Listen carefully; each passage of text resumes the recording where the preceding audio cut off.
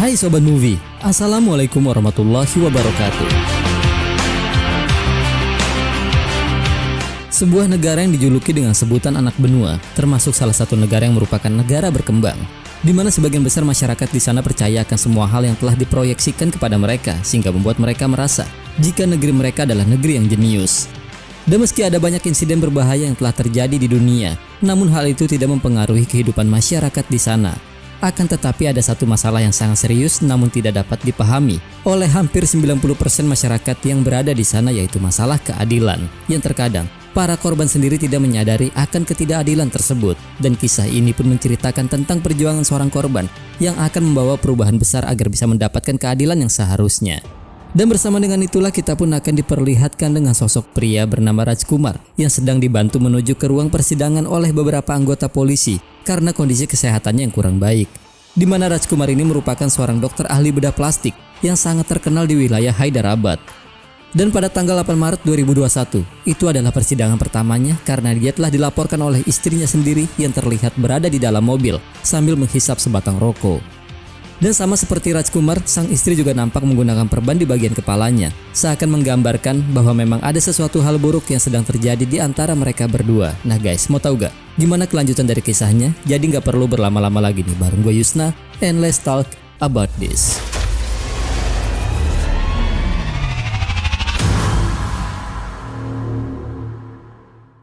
Dan lanjut cerita, tak lama berselang, muncullah seorang pengacara bernama Vasita yang datang menggunakan mobil berwarna putih.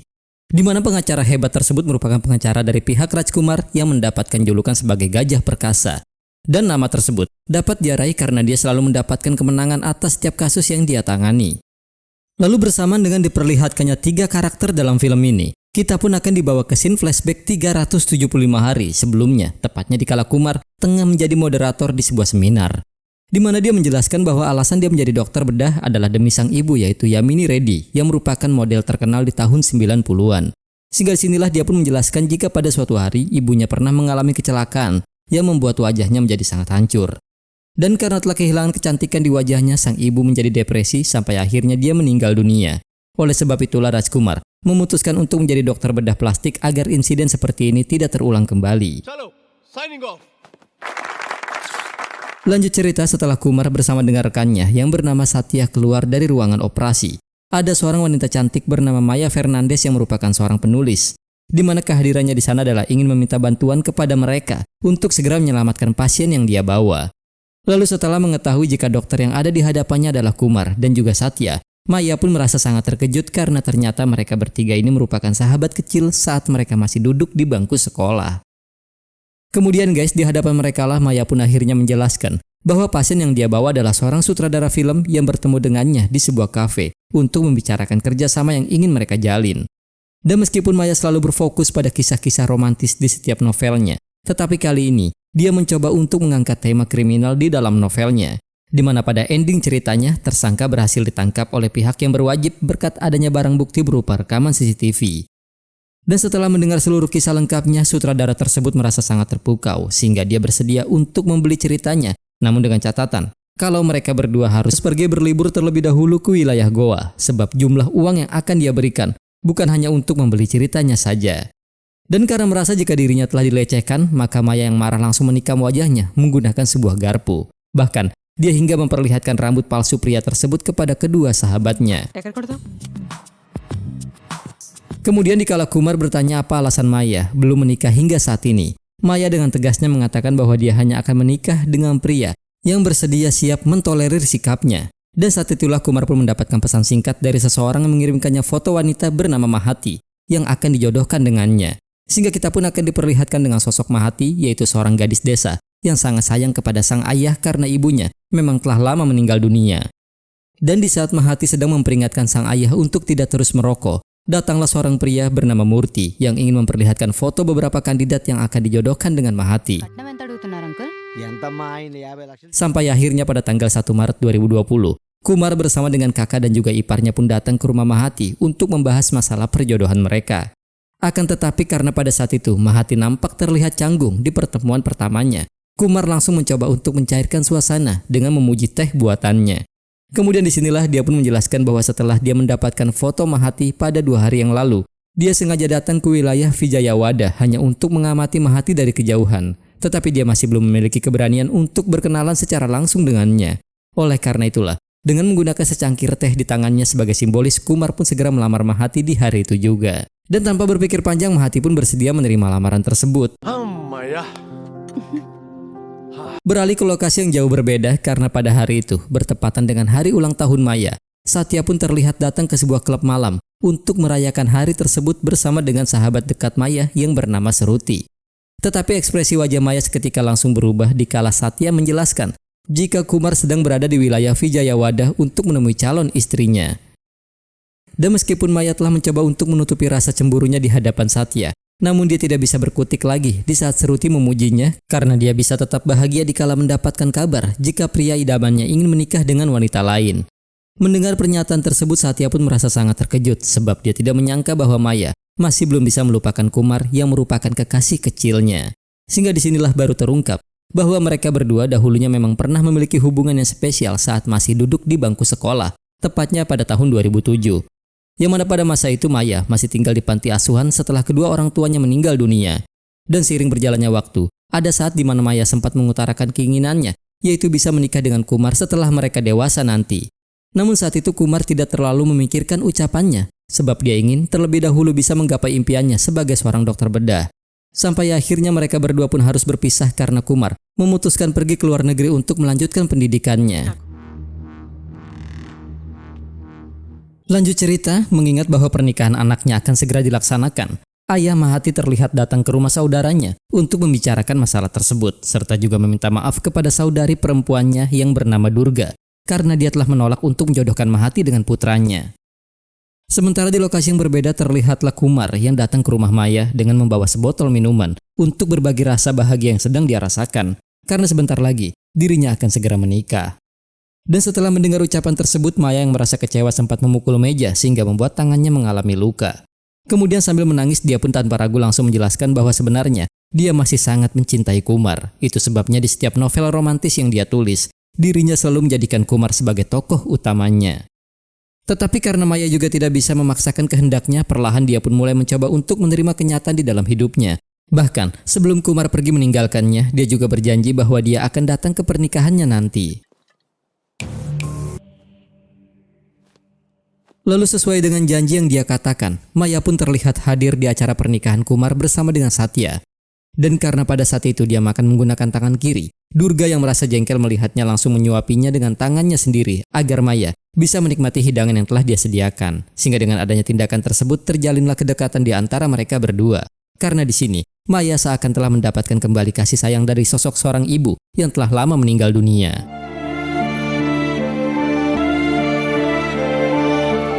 Beberapa bulan setelah pernikahan tersebut dilaksanakan, Seruti pun menyarankan kepada Maya untuk segera melupakan Kumar agar dia tidak terus larut dalam kesedihannya.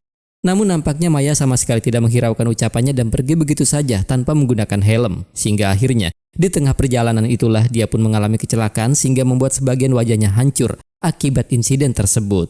Sementara di lokasi yang berbeda di saat Mahati menyadari jika kini dia telah positif hamil, dia pun datang menghampiri Kumar untuk membicarakan kabar baik ini. Namun sesaat sebelum dia menjelaskannya, Kumar sudah terlebih dahulu mendapatkan kabar perihal kecelakaan yang menimpa Maya. Oleh karena itulah mereka berdua pun segera bergegas menuju ke rumah sakit.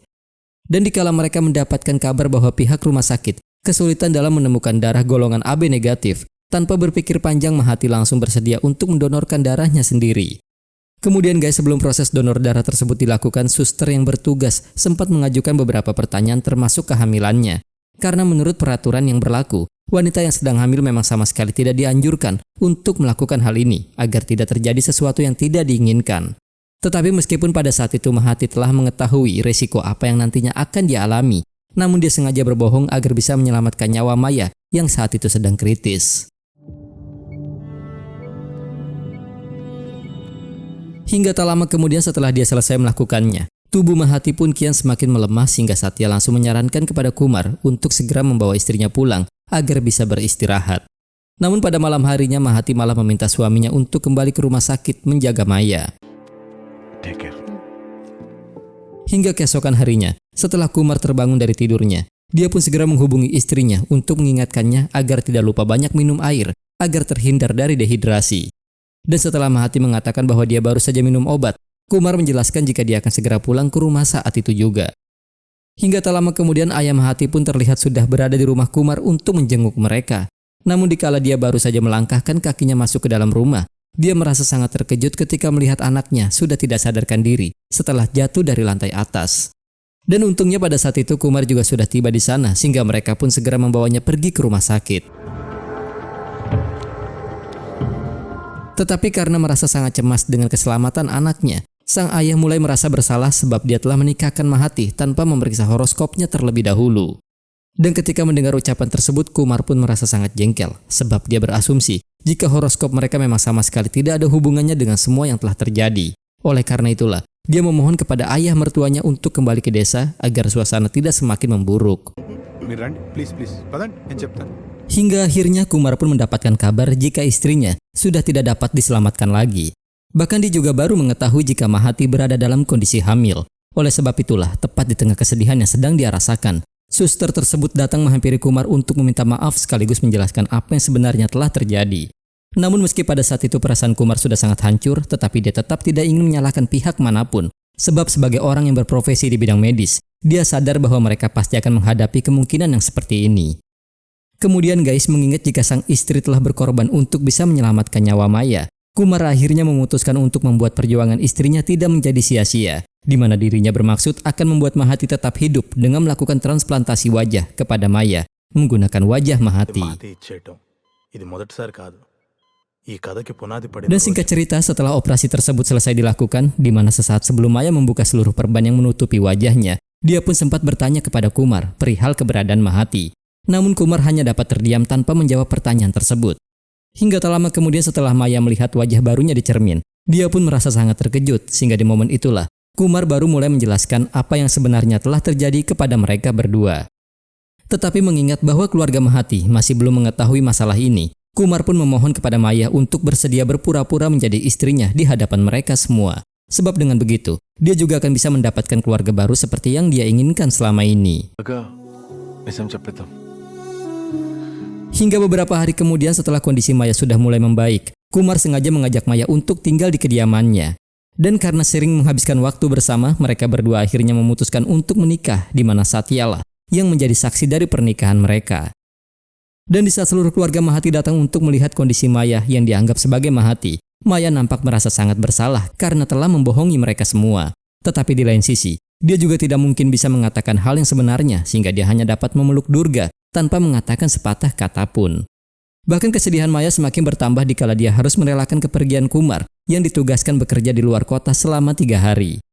Dan setelah Kumar pergi bertugas, Ruti sempat bertanya kepada Maya apakah dia bahagia menjalani semua ini. Sebab meskipun dia telah menikah dengan orang yang dia cintai, tetapi pada kenyataannya, wajah Mahati lah yang selalu Kumar lihat di setiap harinya. Namun nampaknya Maya tidak terlalu menghiraukan hal itu, sebab yang terpenting baginya adalah rasa kasih sayang. Bahkan setibanya di rumah, Maya hingga sengaja menggunakan kain sari agar dia bisa terlihat seperti Mahati. Dan melihat perubahannya yang seperti itu, Kumar pun menjelaskan bahwa dia memang mencintai Mahati. Namun dia ingin jika Maya tetap menjadi dirinya sendiri, karena tidak bisa dipungkiri lagi kalau dia juga sangat mencintai Maya. Bye. Setelah menutup panggilan tersebut, Maya pun segera merapikan seluruh pakaian Mahati yang berada di dalam lemarinya, sehingga tanpa sengaja, dia pun menemukan adanya ponsel milik Mahati yang masih tersimpan di sana. Lalu di saat dia sedang memeriksa isi pesan pada ponsel tersebut, dia pun menemukan adanya beberapa pesan suara yang sengaja Mahati kirimkan untuk sang ibu. Sebab meskipun ibunya memang telah lama meninggal dunia, tetapi hanya dengan cara itulah dia bisa mencurahkan seluruh hatinya yang memang tidak pernah dia ceritakan kepada siapapun termasuk juga ayahnya. Dan dikala Maya mulai mendengar satu persatu pesan suara itu, dia pun hanya dapat tersenyum. Sebab di beberapa pesan suara di sana, Mahati nampak sangat bahagia karena bisa menikah dengan Kumar. Sampai akhirnya Maya pun merasa sangat terkejut dikala dia mendengar curahan hati Mahati yang berharap suaminya bisa tewas terbunuh. Dan karena merasa penasaran akan hal itu, Maya hingga menggunakan earphone agar dia bisa mendengar lebih jelas lagi semua perkataan dari Mahati. Di mana dalam isi pesan suaranya, Mahati menjelaskan bahwa dia telah salah menilai Kumar. Karena setelah menikah, dia baru sadar jika Kumar ternyata adalah seorang pria yang memiliki dorongan untuk melakukan aktivitas seksual secara berlebihan, atau bisa dikatakan hypersex. Itu sebabnya dia merasa sangat takut dikala mendengar pintu kamarnya terbuka. Karena meskipun kondisi tubuh Mahati kurang sehat, Kumar terus saja memaksanya untuk mau berhubungan intim dengannya. Hingga pada suatu hari tepatnya dikala dia sempat menampar wajah Kumar, Kumar malah semakin bertindak seperti monster. Dan setelah Maya mengetahui penderitaan yang selama ini Mahati alami, dia pun merasa sangat marah. Hingga pada malam harinya dia sengaja mengundang Satya untuk datang ke rumahnya dengan dalih jika dia ingin mengajaknya minum bersama. Dimana setelah dia menyadari jika Satya menyimpan ketertarikan terhadap kecantikan Mahati, Maya sengaja menggodanya dengan meminta dia untuk segera berbaring di atas ranjang. Kemudian setelah kedua tangan Satya telah diikat, Maya langsung memukul kakinya berulang kali menggunakan palu agar Satya mau berkata jujur tentang perilaku Kumar. Sehingga di momen itulah, Satya pun akhirnya menjelaskan bahwa Kumar memang pernah mengatakan jika dia sangat menyesal telah menikah dengan Mahati. Sebab Mahati tidak bisa memenuhi hasratnya dan malah menampar wajahnya. Bahkan Kumar juga mengutarakan rasa sesalnya karena tidak menikah dengan Maya. Karena dia berasumsi jika Maya memiliki fantasi yang liar mengingat jika di seluruh novel romantisnya, Maya selalu menjadikan dia sebagai tokoh utamanya. Dan saat Kumar memeriksa laporan dari pihak rumah sakit, dia merasa sangat senang karena ternyata Maya memiliki golongan darah yang sama dengan istrinya. Oleh sebab itulah, dia pun langsung merancang rencana untuk mentransplantasikan wajah istrinya dengan dalih untuk membalaskan dendam atas tamparan yang pernah Mahati lakukan. Dan mendengar niat jahat tersebut, Satya pun sempat menantangnya, mengingat bahwa Mahati adalah wanita yang baik. Namun Kumar sama sekali tidak menghiraukan ucapannya dan malah memintanya untuk mengikuti drama yang dia mainkan agar semua bisa berjalan sesuai dengan yang dia inginkan. Sehingga disinilah guys baru diketahui bahwa Kumar ternyata memang telah mencampurkan obat bius ke dalam botol minuman Mahati sebelum dia kembali ke rumah sakit. Oleh karena itulah dikala Mahati ingin menyambut kedatangan ayahnya, dia malah kehilangan kesadaran sehingga membuatnya terjatuh dari lantai 2. Setelah mendengar semua penjelasan yang dikatakan oleh Satya, Maya pun semakin merasa sangat marah sebab dia berasumsi jika Satya juga ikut menjebaknya sehingga dia bisa menikah dengan Kumar. Tetapi karena dia telah merekam semuanya, dia langsung mengirimkan bukti rekaman tersebut kepada orang yang dia percayai karena jika sampai terjadi sesuatu terhadap dirinya, maka video itu akan segera dia sebarluaskan di dunia maya. Kemudian sesaat sebelum Satya pergi, Maya pun memberikannya hukuman, yaitu Satya harus menikmati saja drama yang nantinya akan dia jalani. Lalu guys, di hadapan foto pernikahan Mahati, Maya pun mengatakan bahwa dia sangat berterima kasih atas semua kebaikan yang telah Mahati berikan kepadanya. Oleh karena itulah dia berjanji akan membalaskan dendamnya kepada Kumar. Hingga di keesokan harinya setelah Maya mendapatkan informasi jika Kumar sedang dalam perjalanan pulang, dia pun segera menjalankan rencananya, yaitu dengan memasangkan kamera CCTV untuk dijadikan sebagai barang bukti di pengadilan nanti. Di mana hal seperti ini sama seperti cerita novel kriminal karangannya sendiri. Dan setelah memastikan jika kamera tersebut sudah berfungsi dengan sangat baik, dia langsung berpura-pura lemah seakan sedang mengalami menstruasi. Hingga tak lama kemudian sesuai dengan dugaannya, setibanya di sana Kumar pun langsung memaksanya untuk melakukan hubungan intim dengannya.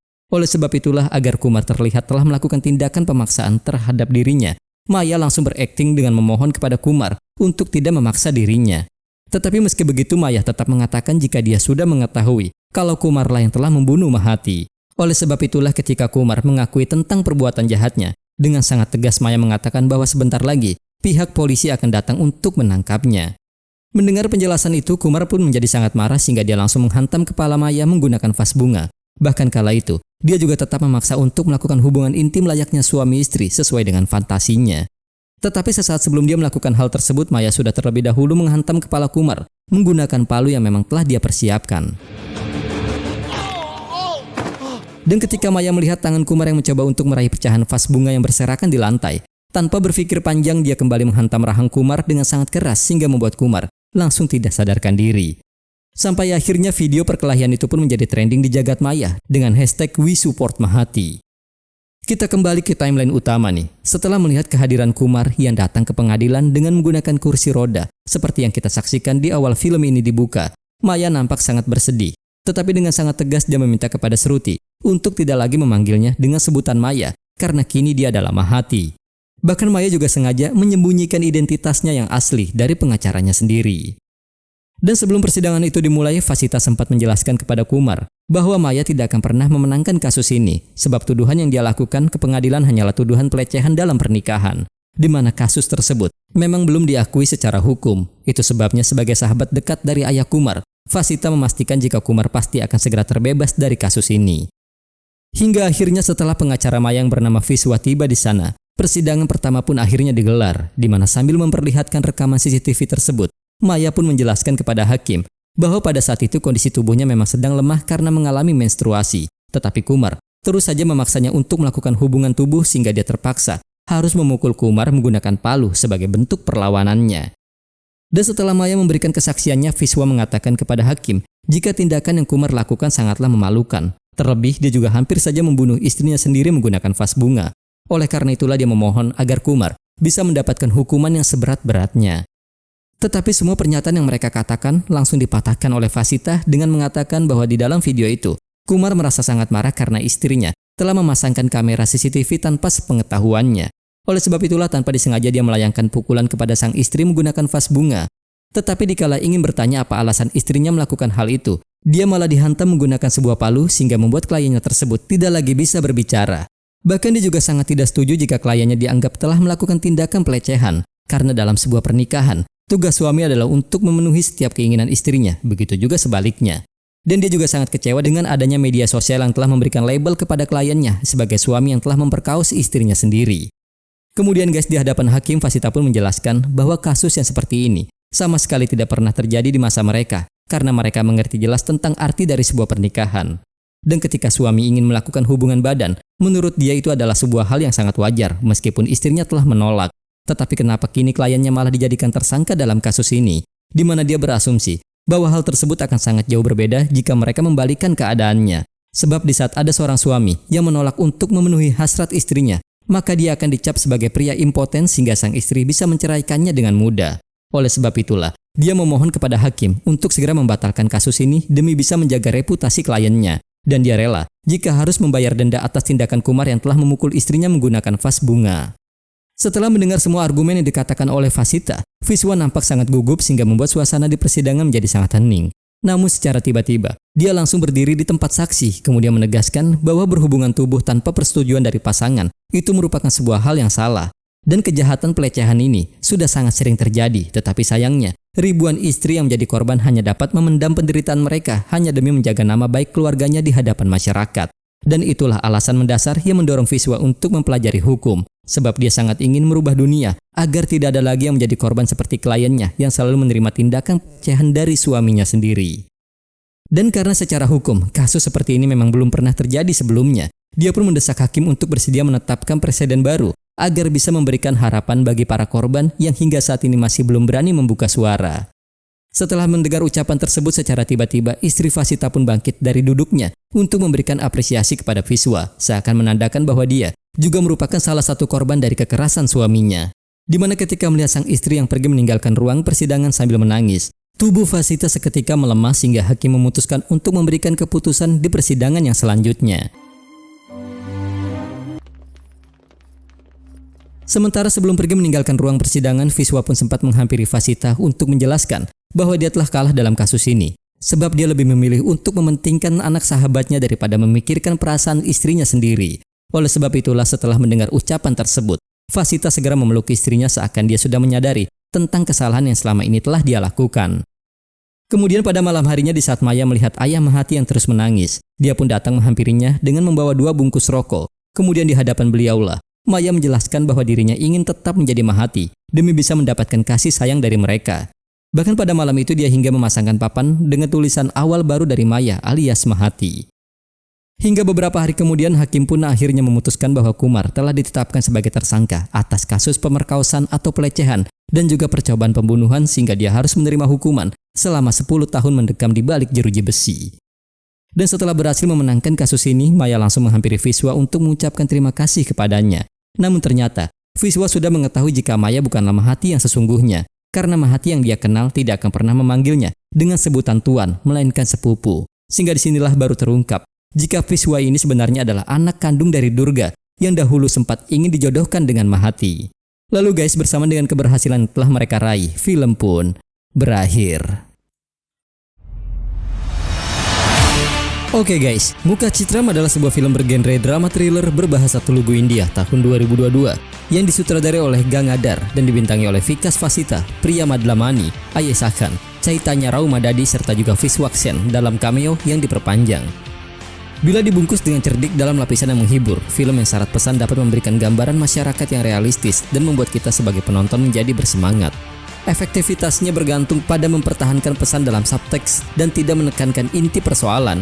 Alur ceritanya mungkin berjalan lambat, tetapi sineas dalam film ini melakukannya dengan cara yang membuat gue tetap tertarik untuk terus menyaksikannya. Ceritanya paling kuat ketika mengikuti alur cerita ala film thriller dan membuka kedok identitas asli para tokoh tanpa kepura-puraan.